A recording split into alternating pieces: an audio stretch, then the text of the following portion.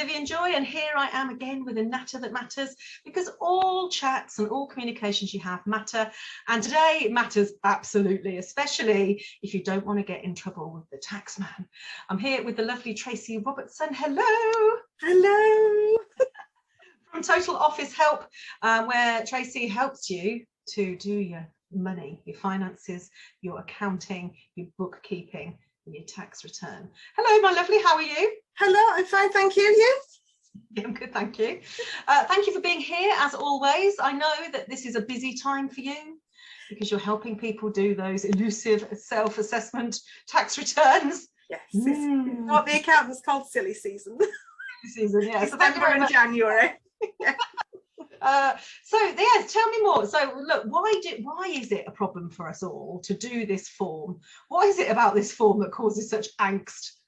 I'm really not sure, because for most people who are just self-employed, and by just self-employed I don't mean that as, you know, there's nothing big about it, that is their sole source of income, or they're perhaps self-employed alongside another job or a pension or other source of income, it actually isn't that difficult a form. But it's official, and it's HMRC, and there's lots of horror stories about how horrible HMRC are and how difficult they are to talk to, and if you get it wrong, how much they'll penalise you, and you know, and you could get locked up.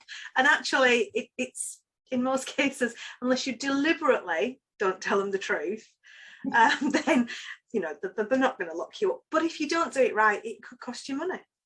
But I think because it's official, and because they give us such a long time to do it, we put it off, and we put it off, and we put it off, and then it's Christmas, and we'll do it after Christmas, and all of a sudden we've got less than 3 weeks. Yeah, and we're ringing accountants going, "Can you do my tax return?" They're like, "I'm sorry, I've got 100 other clients to do." Yes, that's right. Yes. Yes, exactly what goes on. I think it's that fear, you know that I talk about kind of the parent, adult, child. It's that child state of, I can't do it, I can't get it wrong, I don't want to get it wrong.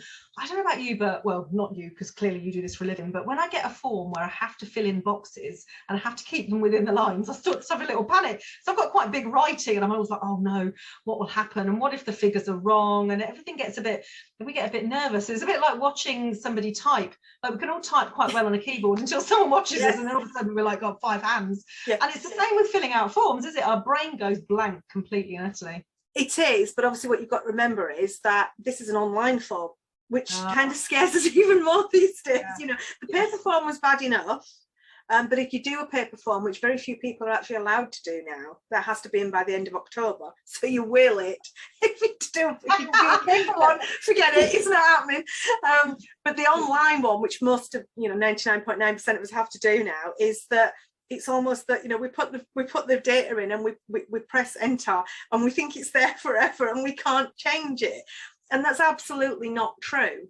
And or we think that they're spying on us and they can see what we're doing, and it's not true. You could go in and do it 100 times, and so long as you don't press submit at the end, you can get somebody to check it. Even if you have pressed submit at the end, you can still amend it. And the last time I did my own tax return then. Thank God for accountants, that's all I can say. I mean, I had a lady I spoke to this week, and she'd only been in business, or she thought she'd only been in business a month of that particular tax year, and so she'd done a tax return, and then she realised that she'd forgotten a bit, and she submitted it, and then she did it again, so she submitted it twice, and then I've looked at it and gone, well, actually, you need to put some more information in still, and we can change it a bit so that you owe a bit less tax, because there's other things you can claim that you didn't. So she's about to do it for the 3rd time, but because it's before the 31st of January, it won't matter. She'll but it's better kind of not to submit it until you're absolutely ready. But you could start it on the 6th of April and have it all ready and done and waiting, and not submit it until 31st of January. Does anybody do that? Probably not. No. I've got thousands of business women, and I don't think I've ever met anyone that's that organised, including me. No, I don't think so. No, I don't know why we leave it. It's one of those things. I think sometimes it's like we don't want to know, because of course then we're going to get charged tax, and we're like, oh, I don't like the tax bill. We don't want the tax bill. Even if you've done it on the 6th of April, you don't have to pay your tax till the 31st of January. No, this is true. I've got a note to pay mine, by the way, I've just remembered. I might do it early in case I forget. Yeah, so I know that you help people with all sorts of bookkeeping and stuff, but right now it is the case of, come on, get it done, learn how to do it, overcome that fear, really. So tell me how you're helping women to do this. Is it all women or is it men as well as everybody? Men as well, anybody, you know, anybody in business that needs to do a self-assessment tax return, but specifically around the self-employed business bit. I mean, there are obviously hundreds of different variations on why people would need to do a self-assessment. And so specifically these self-employment pages that I'm looking at. Not to say I can't help with the other pages, but it's mainly these. So I have, over the years, helped a few people do it. And then I'm not a tax advisor, so I can't advise you what you maybe can or can't claim specially in specialist areas, but there are obviously more normal things that most businesses can claim, you know, normal business running expenses. So I can say, like, you know, don't forget that, have you done that? I've decided that me doing it for people doesn't actually teach them anything. Sometimes it's appropriate if they really haven't got the time or they haven't got the headspace, they've got other stuff going on. So I take the day to do it, hand it back, but it doesn't actually teach them anything. And there is only one of me, you know, so in January I can only do so many. I've just created a webinar, I suppose you'd call it, that just sort of 6 steps is, right, okay, you haven't done it. You know, why haven't you done it? But actually, I don't care why they haven't done it at this point. That's your job. You know, you can, you know, why have they put it off? Well, you know, talk to Vivian. And it's just let's get it done now. You know, no, I am not going to be teaching you at this point in the year of how to do the nitty-gritty of all your business accounts. You know, we're not going to be going into that. What we're going to be doing is saying, right, okay, the data you need, find the information for that period. Let's sort it into income. Let's look at your expenses. Let's just get the form done and let's get it in. Let's just get that shit sorted. I love that. Basically, yes. Let's get it sorted. So, and I've just got a 6-step form. Yes. And basically get it done. And then when this tax return's in, because if you don't do it on time, it's going to cost you money. Yeah. And most small businesses, to be fair, especially at the moment, you know, you can't afford to be giving the taxman 100 quid just because you're a day late. And yes, there's been an extension, but you've still got to do it. So you might as well just get it done. Yes, might as well just get it done. I'm with you. Get it done. So it's a 6-step webinar, so people can sign up for it. Is it free, paid? What? How do people get hold of it? I'm charging £27 for an hour, but I mean, you'll be able to ask me questions and what have you. You know, I mean, I'm not suggesting you want to share all your financial situation. It's a live, yeah. I've done, how many have I got? I think it's 9.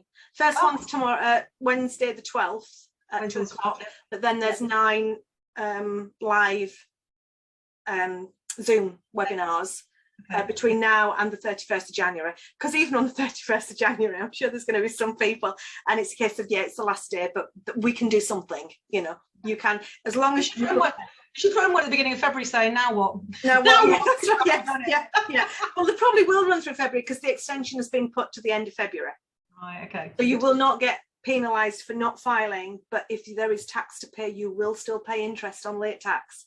So it's I know this is your current focus for obvious reasons, because it's sensitive, but I know you help people to understand and do their own bookkeeping. You've got a program that helps that, because, well, some people don't want to do it, they want someone else to do it for them, but others, maybe they haven't got as many transactions or they haven't got as much money to pay someone else and they want to learn to do it, and some of us just like to have their eye on the ball.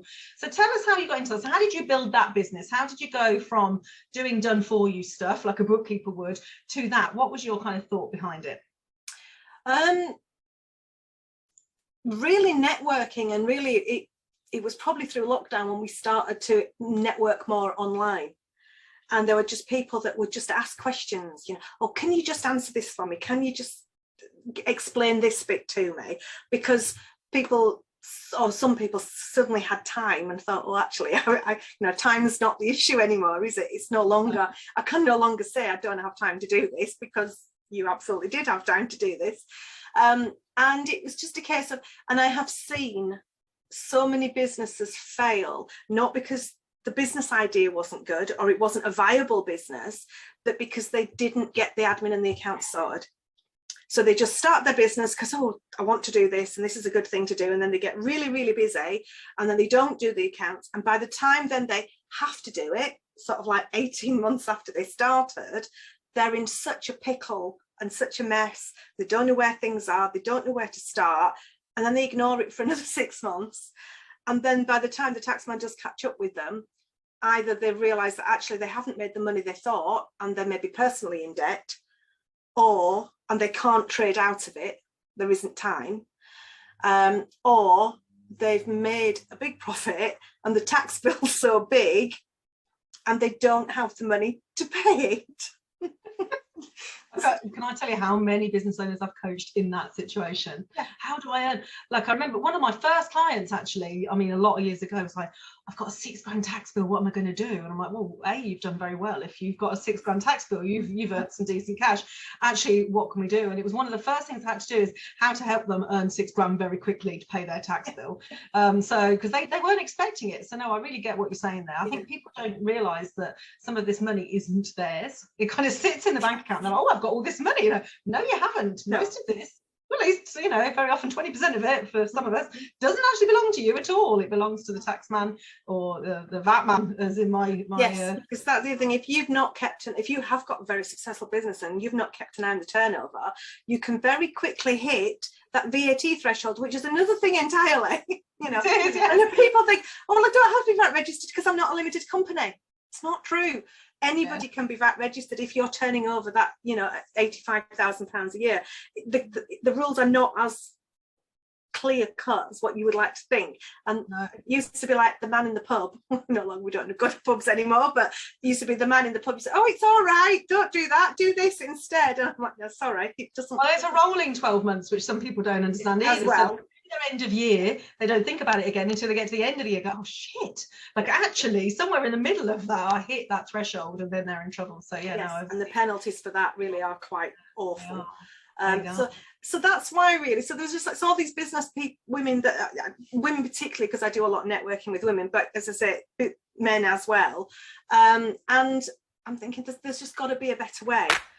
So by creating programs that show them what to do, take them through step by step, doesn't have to be complicated. And then you have to remember that in 2 years time, just over, all self-employed people having income of £10,000 a year are going to have to do it online and electronic anyway, for making tax. They don't know if they're even having £10,000 a year because they're not measuring it in any way or monitoring or recording it anywhere. So I think some businesses are, some businesses aren't. Some start as aiming to go on and some don't. So I'm really glad that you're doing this now and helping people. And I know, because I've known you for quite a few years now, Tracey. I think we're at 6 years, I reckon. 6 or 7, I think. Yes, 7. And you're the right person for it. Like some people, I don't know, we don't want all the technical jargon and all the official. We want to know like the down to earth, well, dare I even say, without being regionalist, the northern, if you don't do it, this is what shit's going to go down. It's like, it's the, rather the commercial usage of bookkeeping as well. So it's not just about what the taxman needs, whatever. It's about knowing what's going on in the business, isn't it? And I think that's why this training is really essential. I have run so many training sessions. You've been at a few. And if I ever do anything about knowing the numbers, recording the numbers, dashboard stuff, it's the least attended event every time. Because it's like people want to do all the nice stuff and helping people and getting all the praise and the recognition and building the money, but they don't want to do this bit. So it's really tricky to get people to know how important this is. So the people that don't like to do it, so the creatives, the right-brained people, I mean, it's just never ever going to be your thing. I mean, which is why, like you say, I'm reasonably straight talking. So the club, I run an ABC club, which is support and accountability. So even if you're not going to use the system that I like to use, or you're actually already set up, but you just need that bit of, maybe a kick up the arse to actually do it. You're supposed to do it once a month, so let's just do it. So I have the ABC club, which is accounts, bookkeeping, and all that crap, because it is. I mean, that's exactly what most people think. So and that's. I've got a friend that messaged me, and she messaged me saying, "Oh, I'm sorting out my accounts." I said, "Are you?" She said, "Yes." She said, I nearly put, I think I'm going to introduce you to her. She said, "I wish I was the sort of person that put everything in little envelopes throughout the month or little folders." I said, "I am that person. Do you want to know my system?" She's like, she said she could give me all the system. She said, "I'm just not that person." I said, "Well, actually, have you got all your stuff?" She went, "Somewhere." Like, there'll be stuff in that, you know, my ex-husband was a builder, stuff in the dashboard of the, just stuff with plaster on it. There was, oh, there's no receipt for that. There's no, some sort of nightmare, really. So actually, to learn how to what you need to keep, what you need to save, where you need to put it, how you can make life easier, that's all the sort of stuff you teach, I assume. Yes, yeah, just how to keep it simple, and how to keep it legal, but it's got to work for you. Simple and legal. That's what we want, isn't it, really? Basically, yes. Yeah, simple and legal, but it has to also be useful for you.